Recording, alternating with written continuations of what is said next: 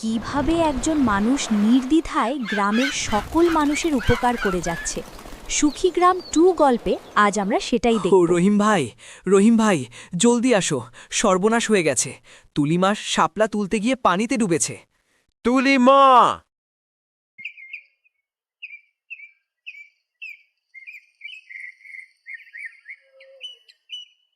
কি গো, কালু আর ধুলুকে মাঠে ছেড়ে আসতে তোমার এত দেরি হলো যে?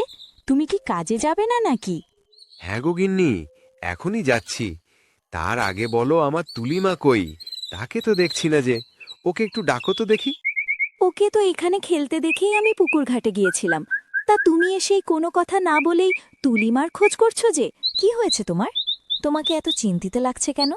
আবার কারো কোনো অঘটন ঘটেনি তো? আর বলো না গিন্নি, কি আর বলবো। আমাদের দক্ষিণ পাড়ার সিরাজ কাকার ছোট মেয়েটা আজ স্কুলে মাঠে খেলতে গিয়ে পানিতে ডুবেছে। আরে বলো কি তুমি? এখন কেমন আছে? মেয়েটা বেঁচে আছে তো নাকি? তা বলতে পারছি না গিন্নি। আমি সেখানে যাওয়ার আগেই লোকজন তাকে তুলে হাসপাতালে নিয়ে গেছে।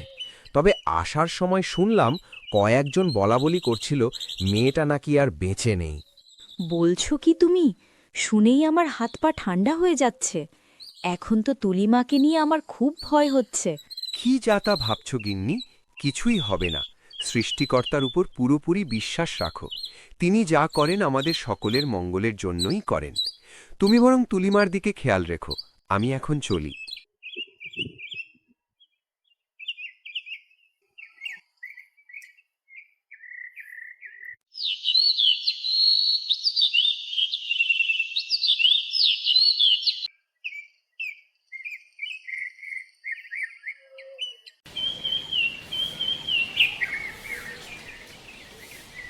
প্রতিদিনের মতো রহিম আজও তার মাঠে কাজ করছে।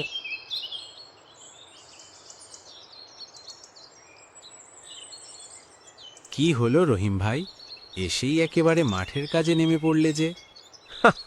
কি যে বলো ভাই, মাটির মানুষ, মাটির কাজ করব না তো কি করব? মাটিই তো আমাদের সব। এই মাটিই তো আমাদের আশা, স্বপ্ন, জীবন, মরণ সব কিছু। এই মাটির বুকে সোনার ফসল ফলে বলেই তো আমরা বেঁচে আছি। এই মাটির সঙ্গেই তো আমাদের সবার গভীর সম্পর্ক। একদিন তো সবাইকে এই মাটির সঙ্গে মিশে যেতে হবে ভাই। সত্যি ভাই, তোমার কোনো জবাব নেই। তুমি একজন সত্যিকারের মাটির মানুষ। তোমার সাথে কথা বললে মনটাই ভালো হয়ে যায়। যাই হোক ভাই, এখন চলি। মাঠে অনেক কাজ পড়ে আছে, ফের কথা হবে।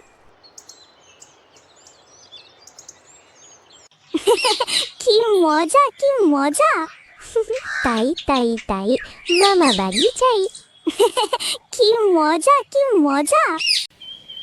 ও দিদি ভাই, কই রে আমার দিদি ভাই, কই? আমার তুলিমা কই? কই গেলি রে সবাই? আরে এই যে দিদি ভাই যে, তা তুমি কখন এলে? কেমন আছো তুমি? হ্যাঁ দিদি ভাই, তোদের দোয়ায় আল্লাহর রহমতে ভালোই আছি। তা তোরা কেমন আছিস? সেই কখন থেকে এসে তোদেরকে ডাকছি, কারোরই কোনো সাড়া শব্দ নেই। হ্যাঁ দিদি ভাই, আমরা সবাই ভালো আছি। এই পিছনের গোয়ালে গাভীর দুধ দোয়াতেই যাচ্ছিলাম, তোমার ডাক শুনেই তো ছুটে এলাম। তা আমার তুলিমা কই? তাকে তো দেখছি না যে। কই, ওকে একটু ডাক। কতদিন হলো মেয়েটাকে দেখি না। মেয়েটাকে দেখার জন্য মনটা বড়ই ছটপট করছে। কাকে ডাকার কথা বলছো দিদি ভাই? সে ঘরে থাকলে তো ডাকবো। দেখো গিয়ে কোনো বন্ধুদের সাথে খেলনা নিয়ে বসে গেছে। সত্যি আমার ভাগ্যটাই খারাপ।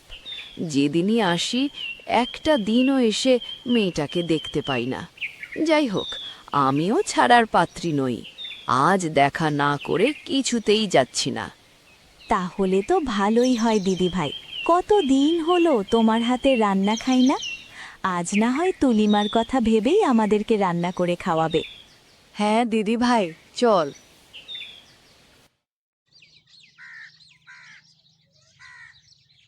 আরে চাচা, কেমন আছেন?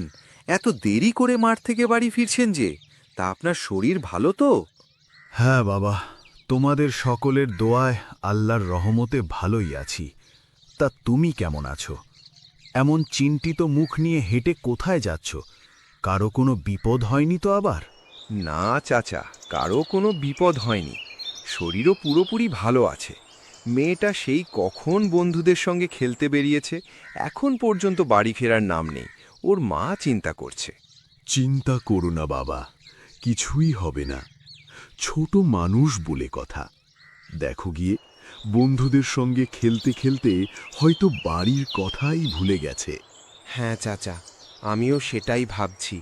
তারপরেও বাবা মার মন বলে কথা, বিপদ তো আর বলে কয়ে আসে না। দেখলেনই তো সিরাজ চাচার মেয়েটা কেমন পানিতে পড়ে শেষমেশ মারাই গেল। তাছাড়া আজকাল দিনকাল তো খুব একটা ভালো না, কখন যে কোন অঘটন ঘটে যায় তা বলা যায় না।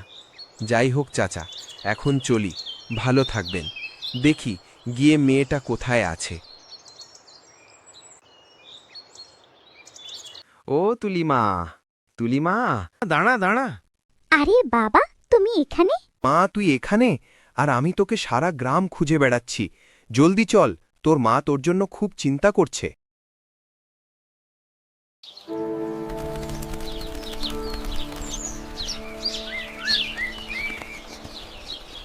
পরদিন সকালে ও মতিন ভাই, মতিন ভাই, বাড়িতে আছো নাকি? ও মতিন ভাই। কি হলো ভাবি, মতিন ভাইয়ের যে কোনো সাড়া শব্দ পাচ্ছি না, বাড়িতে নেই নাকি? কি আর বলবো ভাই, সবই আমাদের পোড়া কপাল। আপনার মতিন ভাই গত 2 মাস হলো গাড়ি অ্যাক্সিডেন্ট করে বিছানায় পড়ে আছে। আরে বলছেন কি ভাবি, গ্রামে এত বড় একটা ঘটনা ঘটে গেল আর আমি এর কিছুই জানলাম না। এখানে থাকলে তো আপনি শুনবেন। ঘটনা ঘটেছে তো শহরে বসে, গ্রামে তো গতকালকে এলাম।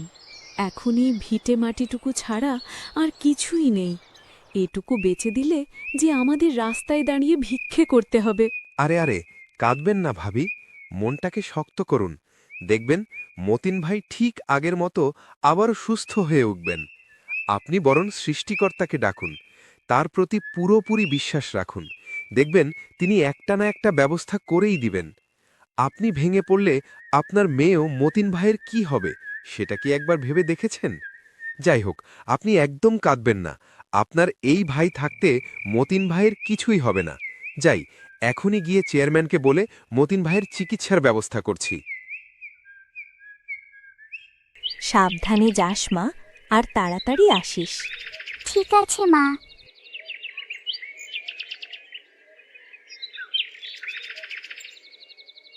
কি খবর মোহন মিয়া? আজকাল তোমার ব্যবসা বাণিজ্য কেমন চলছে? হ্যাঁ চাচা, আপনাদের সকলের দোয়ায় আল্লাহর রহমতে ভালোই চলছে। তা আপনার খবর কি? শুনলাম এবার নাকি আমের বাগান করছেন। হ্যাঁ, সবই তোমাদের আশীর্বাদ আর সৃষ্টিকর্তার ইচ্ছে। প্রত্যেকবার তো বন্যার কারণে কোনো ফসল করেই উঠতে পারছি না, তাই এবার রহিম মিয়ার কথায় আমের বাগান করব ভাবছি। দেখি এবারের ভাগ্যে কি আছে। চাচা, সবই আল্লাহর ইচ্ছে। তিনি যেটা চাইবেন সেটাই হবে। দেখবেন এবার আল্লাহ আপনাকে একটা ভালো কিছু দেবেন। কি খবর মোহন ভাই? চাচাকে নিয়ে তো বেশ খোশ আলাপ চলছে। অনেক দিন বাঁচবে ভাই, এখনই তোমার কথাই বলছিলাম। তা এমন হনহন করে হেঁটে কোথায় যাচ্ছ শুনি? আর বলো না ভাই, উত্তরপাড়ার মতিন ভাই আজ 2 মাস হলো অ্যাক্সিডেন্ট করে বিছানায় পড়ে আছে। বেচারা গরিব মানুষ, চিকিৎসা করার মতো সামর্থ্যটুকু নেই।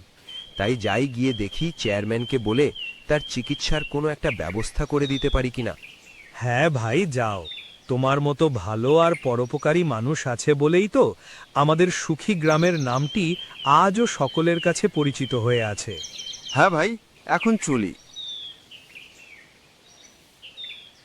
ও বুড়িমা, বুড়িমা, বাসায় আছো?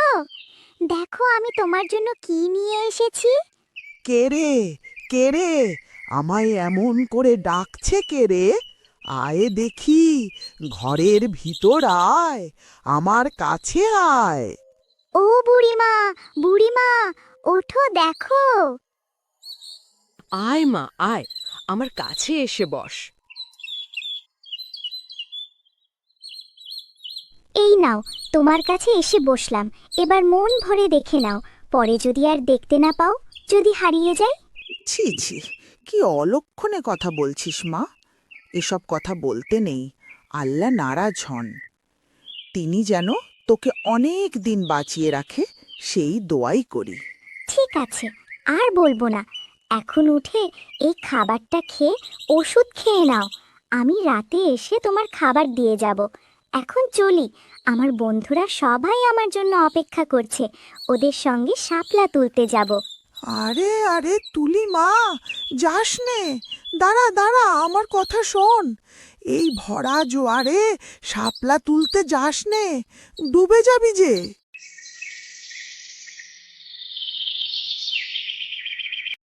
রহিম তার কথা মতো চেয়ারম্যানের কাছে এসে হাজির হল। আরে কি খবর রহিম মিয়া, হঠাৎ আমার বাড়িতে? বেয়াদবি মাফ করবেন চেয়ারম্যান সাহেব, একটা কারণে না এসে আর পারলাম না। কি কারণে এসেছো বলো? বলছিলাম, আমাদের উত্তরপাড়ার মতিন ভাই শহরে রাস্তা পার হতে গিয়ে অ্যাক্সিডেন্ট করে আজ প্রায় 2 মাস হলো বিছানায় পড়ে আছে। বেচারার চিকিৎসার খরচ চালাতে গিয়ে তার পরিবারের লোকেরা একেবারে রাস্তায় বসে গেছে।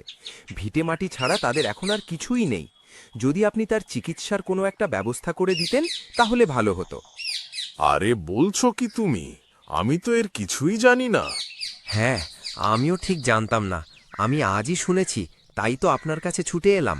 ঠিক আছে, তুমি যখন বলছো, আমি আজই এর একটা ব্যবস্থা করে দিচ্ছি। তুমি বরং তাদেরকে শহরে যাওয়ার জন্য তৈরি হতে বলো। সত্যি আপনি খুবই একজন ভালো মানুষ। কি বলে যে আপনাকে ধন্যবাদ দেব তার ভাষা আমার জানা নেই। সৃষ্টিকর্তা আপনার মঙ্গল করুক। আরে কি যে বলো রহিম মিয়া, এতে আবার ধন্যবাদ দেওয়ার কি আছে? এটা তো আমার দায়িত্ব, কর্তব্য। তোমরা আছো বলেই তো আমি আছি। তোমরাই যদি না থাকো তাহলে আমি কাদেরকে নিয়ে থাকবো বলো? সত্যি আমরা খুবই ভাগ্যবান যে আপনার মতো একজন ভালো মানুষের হাতে আমাদের গ্রামের দায়িত্ব তুলে দিতে পেরেছি। যাই হোক, এখন চলি। এভাবেই রহিম গ্রামের সকল মানুষের উপকার করে যাচ্ছে। দেখেছো গিন্নি, সত্যিকারের ভালোবাসার মূল্য কত? মানুষ বলে টাকা থাকলেই নাকি মানুষ মানুষকে ভালোবাসে ও সম্মান করে। এই কথাটা কতটুকু সত্য তা জানি না, তবে টাকার ভালোবাসা দীর্ঘস্থায়ী হয় না, সেটা ক্ষণিকের জন্য হয়। কিন্তু মন থেকে ভালোবাসলে সে ভালোবাসা সারা জীবন রয়ে যায়। আমাকেই দেখো, আমার কিন্তু টাকা পয়সা বাড়ি গাড়ি কিছুই নেই, তারপরেও দেখো মানুষ আমাকে কত ভালোবাসে। হ্যাঁ, তুমি একদমই ঠিক বলেছ। এসবই তোমার সততা আর ভালোবাসার ফল, আর এজন্যই মানুষ তোমাকে এতটা আপন করে নিয়েছে। ও রহিম ভাই, জলদি আসো, সর্বনাশ হয়ে গেছে। তুলিমা শাপলা তুলতে গিয়ে পানিতে ডুবেছে। তুলিমা!